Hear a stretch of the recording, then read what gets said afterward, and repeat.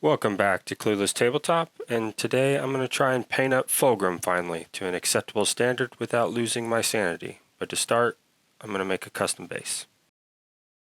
I started snipping off some of the bottom half of this kit to put together. That way I knew how big it was going to be and where it would sit on the base. And then once I finished that up, I traced it as good as I could with a super dry Sharpie. Got a general idea of where it was going to sit once everything was finished. Started by gluing a scrap piece of XPS styrofoam to a small part of the base. This would eventually become some cobblestone. But before I carved that up, I took some of these little candlestick game pieces I found in a thrift store and glued them on to eventually become some braziers, and then made sure everything still fit in place. If I was smart, I would have carved up this cobblestone before I glued on the candlesticks, but I made it work with a little bit of an alternating pattern. And then I also glued on some daemonette claws that I had in my bits box that will eventually be covered by everything and not be noticeable at all. And then I pulled out every piece of foliage I had to try and figure out the rest of it. This base is inspired by Josh Reynolds' description of the pleasure world Callax in Fabius Bile Manflayer, where Melusine describes the grass being of silver and wind like daggers, so I dumbed that down into making blood-splattered silver grass for the base. I started with the tall tufts and long grass to obscure some of Fulgrim's body at the bottom, and then filled in the rest with static grass. And then it was ready to prime, after I glued on some 3D printed flames.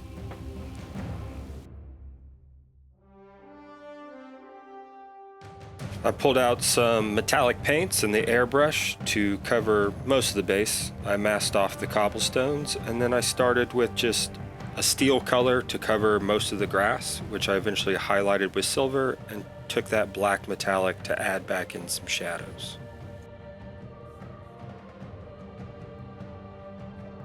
Then I finally moved to the painting desk, where I took Proacryl Dark Bronze and covered those braziers. And I took a pale gray and two pale purples, which I can't remember which paints I used. To add this alternating pattern on the cobblestones, I covered the tiles and the braziers in non oil, dry brushed up those bricks, and I highlighted the braziers with a rich gold, as well as adding some tarnishing. Then I busted out the glistening blood and practiced my paint flinging technique, which every time I practice goes great, and then once I try to do it on the model, it doesn't work at all. So I just followed the rule of doing a lot until I noticed it. I finally found a use for this pink fluorescent ink that I found on sale one time for those flames, which I covered the top with Carroburg Crimson to add a gradient, and this is the final result. Time to move on to building the model. Back to snipping up some plastic to build up the rest of the kit. Wasn't the hardest kit I've ever put together, but definitely wasn't the easiest. I have very little patience, and I am not that great at filling in gaps, so it took me a little bit and still had some seam lines that I figured I'd just paint over. Pulled the airbrush back out to add a pink gradient to the armor from Screamer Pink up to the obvious choice of Fulgrim Pink. Also did this to the cape, which I added some Gilliman flesh to make it seem like flayed skin, and then I added some purple to the horns, as well as letting it splash over on the hair and the face. I know that there's more painted here than I mentioned, but it ended up being unnecessary work, so I didn't mention it. Same gold recipe as earlier, starting with dark bronze. Blended up the cape with some flesh tones and Gilliman flesh, as well as highlighting it. And then I also used those paints for the face. Just covered the white primer with Gilliman, and then highlighted with Cadian and Kislev. And then I moved on to the gems, which was the real takeaway from this project. Finally feel comfortable doing that. Covered with Screamer Pink, and then shaded the top with Carroburg Crimson and non oil. Ignore my big head as I block this shot entirely, as I'm highlighting it with Pink Horror and Emperor's Children Pink. And then I added some shiny bits with some dots of white at the top. Moved on to those little wings by painting a light blue and then painting the inside of that with titanium white. Also added some Druchii Violet to try and give it that purple glow, but it got a little bit messy. And then I started highlighting everything.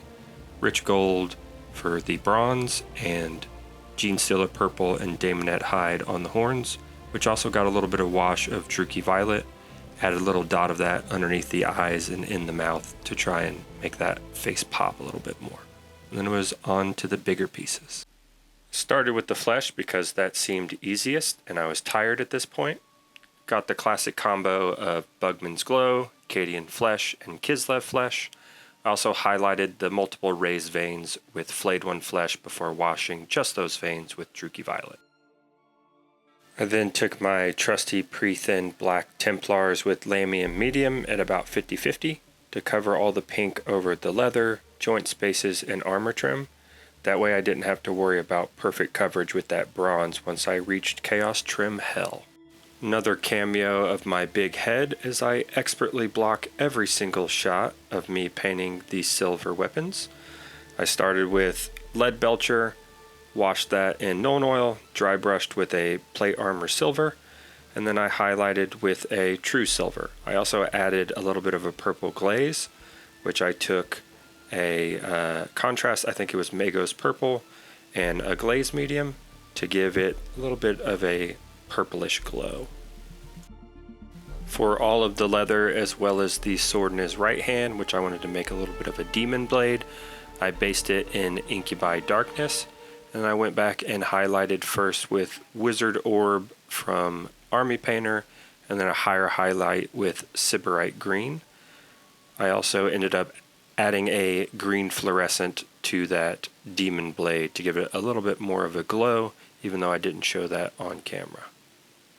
The little rib joint spaces were then highlighted first with Mechanicus Standard Gray and then Administratum Gray at the very top. And then I moved on to the wings, which I did a bunch of redundant stuff, but to kind of boil it down, I dry brushed the very top with that same Incubi Darkness up to Sybarite Green, and then the bottom with Xenos Purple, and then Genestealer Purple, and then Daemonette Hide. I took that Daemonette Hide to highlight those digits as well as the raised area, and then very high highlight with Slaanesh Gray. I also took a 50-50 mix of Xenos Purple and Cadian Flesh, and then thinned it down to add a little bit of transition to that part where the wing meets the flesh. And then back to painting gems. Same recipe as earlier. The smaller ones just got covered in white and then added a blue or green contrast, just kind of alternating them. But for the bigger gems, I painted them up using this little gradient. Doesn't really matter what you use as long as you have a nice gradient. And I used Talisar Blue and Bealtan Green for the shade, as well as Nuln Oil. You may have noticed that I haven't mentioned the tail much. That's because I had the grand idea of drawing on scales and then using a green contrast to try and make something novel, I guess. But ultimately it failed. So it ended up in a wash to erase all of its sins.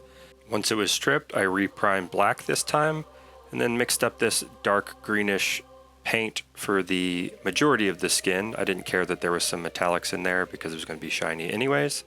Add a little pink to that pincher, and then I mixed up a dark purple using another variety of paints. I hate thinning paints, so I usually just mix already made airbrush paints. And then I went to the painting desk again. Even more Incubi Darkness here for a broad highlight of the skin, Xenos Purple on the scales, and then also Xenos Purple on the front part of his chest, which is that really kind of shiny transition point on the box art. I added another layer for a good base, and then I took Shyish Purple contrast for the bony parts of the wings and the scales, and then added some Sigvold Burgundy to that internal flayed skin before using that same skin recipe as earlier. Now Genestealer Purple to stipple over that front part of the chest to start to build up that transition. Also re-dry brushed the scales, which I covered in a contrast paint, which is probably redundant, but oh well. And then I started to highlight everything a little bit more refined with that Genestealer Purple and Daemonette Hide. And then I took Wizard Orb to start to highlight the skin. I also added these like quick vertical lines to try and give it some texture. You'll notice at this point, everything is already painted outside of that chest, using the same recipes as earlier for the skin, gold, and the gems. Also covered that pincer in Carroburg Crimson before highlighting it with Emperor's Children Pink. And then I finally took Slanesh Gray for the second to last layer of that reflective skin and the very top of the scales, and then half Slanesh Gray and Flayed One skin, which I blended with a watery brush, and then took true Flayed One skin for the final highlights before I assembled everything, glued it on the base, and called it done. But here are the glamour shots.